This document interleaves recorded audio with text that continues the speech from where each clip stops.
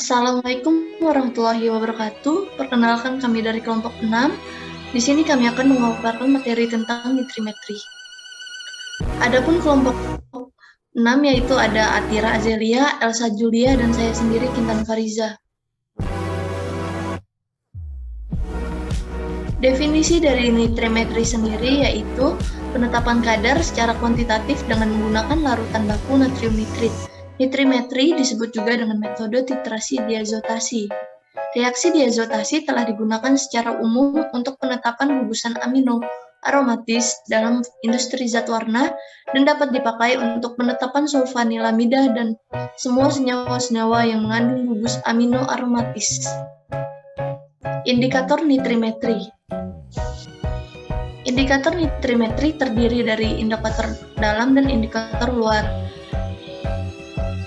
Indikator dalam yaitu indikator yang digunakan dengan cara memasukkan indikator tersebut ke dalam larutan yang akan dititrasi. Contohnya tropeolin 00 dan metilen blue dengan perbandingan 5:3. Indikator luar yang digunakan adalah pasta kanji iodida atau dapat pula menggunakan kertas kanji iodida. Ketika larutan digoreskan pada pasta atau kertas, adanya kelebihan asam akan mengoksidasi iodid menjadi iod, dan dengan adanya kanji atau amino akan menghasilkan warna biru segera. Titik akhir titrasi tercapai apabila pada penggoresan larutan yang dititrasi pada pasta kanji iodid atau kertas kanji iodid akan terbentuk warna biru segera, sebab warna biru juga terbentuk beberapa saat setelah dibiarkan di udara. Indikator luar harus diketahui dulu perkiraan jumlah titran yang diperlukan, sebab jika perkiraan jumlah yang tidak diketahui, maka pengujian akan sering dilakukan untuk mengetahui apakah sudah tercapai titik akhir titrasi atau belum. Di samping itu, jika pengujian sering dilakukan, dikhawatirkan akan titrasi sampel yang hilang pada saat pengujian titik akhir. Sedangkan pada pemakaian indikator dalam, untuk senyawa yang berbeda akan memberikan warna yang berbeda. Untuk mengatasi hal ini, maka digunakan metode pengamatan titik akhir secara potensiometri.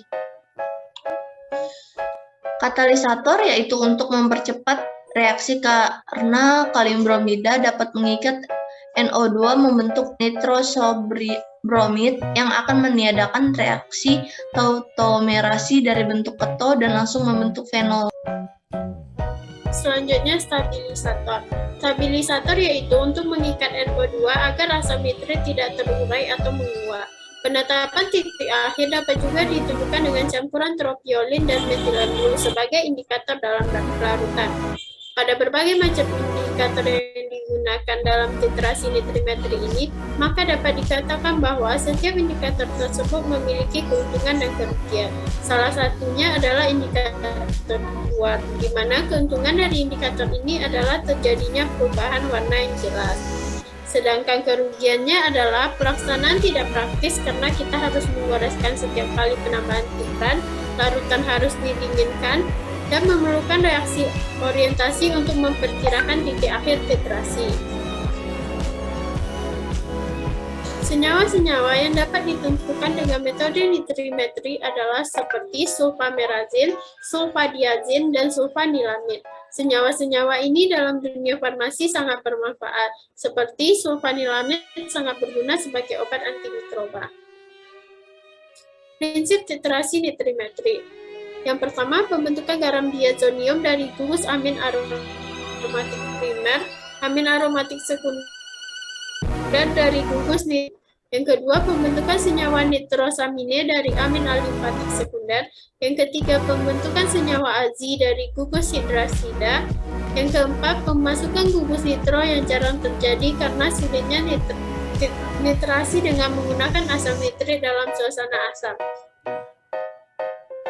Dalam nitrimetri berekivalen sama dengan berat molekulnya karena satu mol senyawa yang bereaksi dengan satu mol asam nitrit dan menghasilkan satu mol garam diazonium. Dengan alasan ini pula untuk nitrimetri konsentrasi larutan baku sering dinyatakan dengan molaritas karena molaritasnya sama dengan normalitasnya.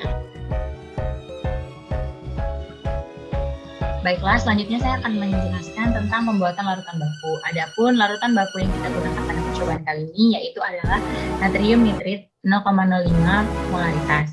Jadi sebanyak 3,45 gram nanonitrit kita larutkan dengan menggunakan sedikit aquades, lalu kita tambahkan aquades hingga volume 1 liter, lalu kita kocok sampai homogen. Setelah itu kita masukkan ke dalam buret karena ini akan digunakan sebagai titran dan kita akan melakukan standarisasi. Selanjutnya yaitu kita siapkan larutan standar primer yaitu di sini berupa asam sulfanilat sebanyak 10 ml. Sebanyak 10 ml yang kita tambahkan 5 ml HCl pekat. Lalu kita titrasi dengan menggunakan larutan natrium nitrit. Dan setelah dititrasi, penentuan titik akhir titrasinya itu dengan cara kita menggoreskan titrat di pasta amilum, dan perubahannya itu terlihat pada adanya perubahan warna biru pada pasta amilum. Selanjutnya itu penetapan kadar. Pada percobaan kali ini kita akan menetapkan kadar paracetamol. Adapun percobaan yang pertama itu ada kita siapkan sebanyak 500 gram sampel paracetamol, kita larutkan ke dalam 15 ml HCl pekat dan 30 ml aquades. Lalu kita panaskan selama beberapa menit dengan suhu 100 Celcius untuk melarutkan paracetamol. Lalu kita dinginkan pada suhu 10 Celcius dengan menggunakan lemari es. Selanjutnya kita titrasi sampel paracetamol dengan menggunakan larutan natrium nitrit 0,05 molar dan kita kocok dalam bentuk es. Hal ini bertujuan untuk menjaga suhu agar tetap di 10 Celcius. Lalu kita goreskan sedikit sampel pada indikator luar yaitu pasta amilum untuk menentukan titik akhir titrasi.